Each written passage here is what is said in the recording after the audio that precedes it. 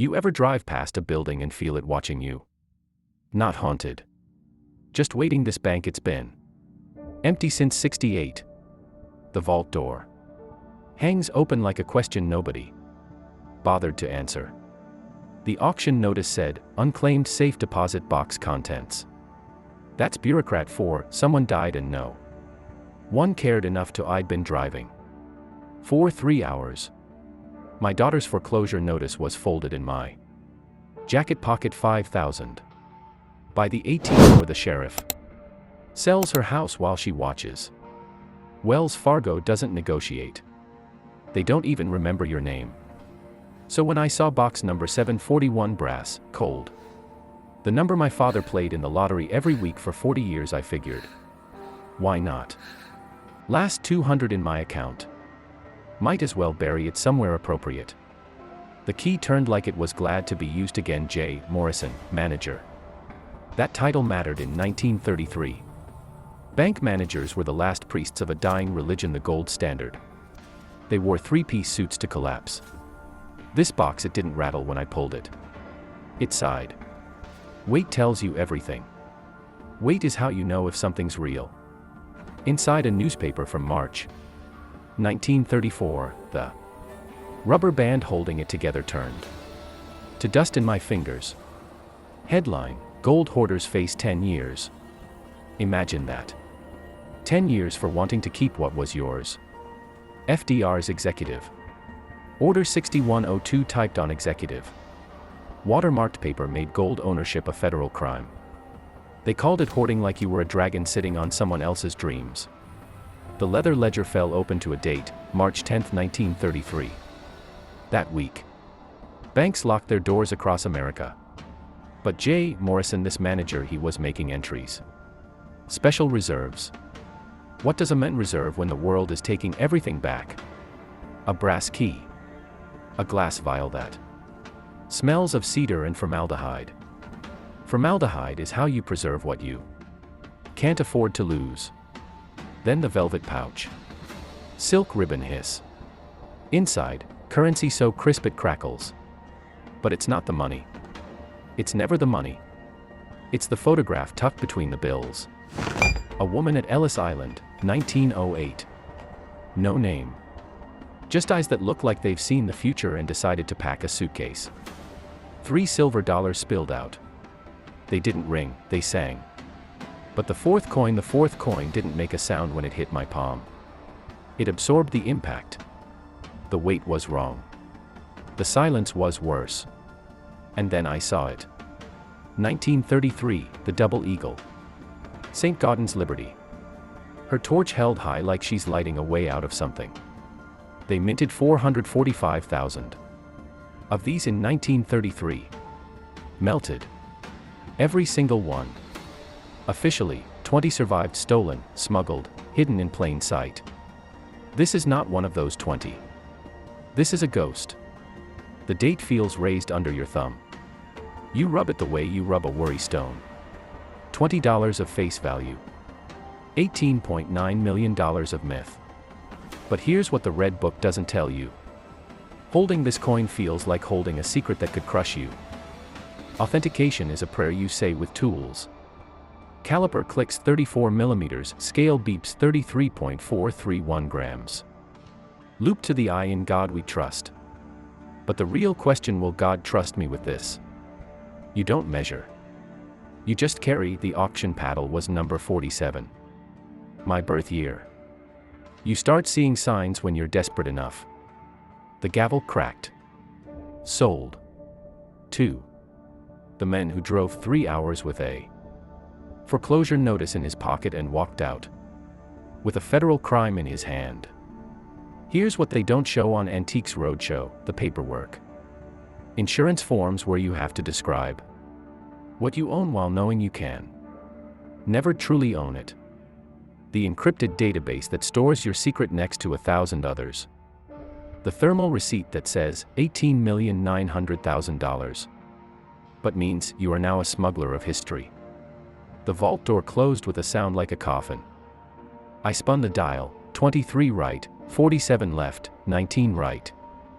Numbers that spell ADJ on a rotary phone. Adjust. That's what you do. You adjust to the weight, to the silence, to the fact that your daughter's house is saved. But you're not sure what you lost in the transaction. Outside, rain. It started when I touched the coin. Maybe the sky knows when balance shifts. The umbrella opens. The car door slams. And in the rearview mirror, the bank shrinks until it's just another building that someone else will drive past. Feeling watched garage, workbench. The map from '68. I found it in my father's things after he died. He drove to this same town once. Never said why. I trace his route home with a finger that still smells like old vault. Maybe he came here. Maybe he left something behind. Under the spotlight, the coin doesn't glow. It becomes the light. Frame it. Seal it. Hang it where only you know what's inside the frame. Documentation behind matte board.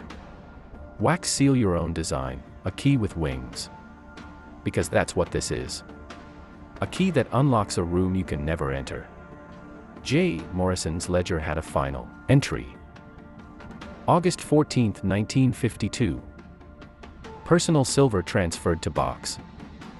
For emergencies not yet imagined. He died in 1960. The box sat unopened for 62 years. Emergency, I think, is a word that changes meaning depending on which side of the vault door you're on. My daughter called at 6:47 p.m. The foreclosure was stopped. She cried I didn't tell her how. You never tell them how. Because how is a story that never ends well? How is a box with the false bottom? How is a crime that saved a family? Microscopic camera at 100x magnification. The mint mark is perfect. The reference images from the Smithsonian show identical wear patterns. This coin is real, which means the crime is real, which means the choice is real. Keep it, sell it, surrender it, bury it again. And here's where the story fractures, because you're not the only one. There's a grandmother in Ohio who found a deed to Pennsylvania oil land in her husband's tackle box. A farmer who hid a copper vein while burying his dog. A retiree whose attic coins 300 wheat pennies turned out to be a collection worth enough to pay for his wife's Alzheimer's care. The world is full of people who look in the wrong place at the right time, but this coin. It's different. It's not about value, it's about permission. In 1933, the government said you couldn't own gold. In 2024, they say you can't own this gold. Who gets to decide what history belongs to you? The safe dial spins again. Different numbers. Numbers I chose: my daughter's birth date, my father's death year, the date I found the coin. The foam cutout fits perfectly. Press fit suction. That sound, it's the sound of a decision being made. Vault timer at midnight. Auto lock. Security system arms. Rain intensifies. And I'm sitting in my car, coins in my pocket clinking against keys. One worth 18 million. Others worth exactly $1. They sound the same when they jingle. That's the joke. That's always been the joke. Bank clock ticks. Box 741 sits empty, door open. Sunrise finds it. Dust dances. The beam of light moves across the number 741, and for a second, the shadow looks like a question mark. What are you looking for? What are you not seeing? Because here's the truth. The coin is a MacGuffin. It's a plot device. The real treasure is the box itself, the decision. The moment you become someone who chooses between legal and right, between safe and saved. My father used to say, the only difference between a treasure hunter and a thief is timing. I never understood until now. Timing is finding a foreclosure notice and an auction notice on the same day. Timing is being desperate enough to drive 3 hours for a cardboard box. Timing is the difference between history and felony. So here's what I need you to do, right now. Stand up, go to your garage, your attic, your mother's jewelry box that you haven't opened since the funeral. Look at the things you've been avoiding. The costume jewelry, the old keys, the strange rock your kid brought home in '98. Ask yourself, what if I'm wrong about what this is? Because J. Morrison was wrong. He thought he was burying gold. He was burying a choice. And 62 years later, I made it. That doesn't make me lucky. That makes me the man who was willing to be wrong in the right way. The coin still rotates on its turntable. I can hear the motor hum through the wall. It's a sound that says you are not finished. None of us are. The treasure isn't in the vault. It's in the willingness to look, to question, to believe that the thing you think is worthless might be the thing that saves you. Box 741 is empty, but But box 742, 743, 744, they whisper. They're waiting. The question is, are you listening?